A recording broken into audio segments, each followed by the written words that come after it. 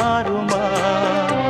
புரியாத புதிராய் விளங்காத விடையாய் இருந்தாலும் உண்மைகள் பொய்யாகுமா? என்னை கண்டு அச்சம் கொள்ள தேவையில்லையே, வேலி மீது குற்றம் சொன்ன கோட்டமில்லையே. நண்பன் என்று என்னை ஏக்கும் நாள் வரும், அந்த நாள் வரும்.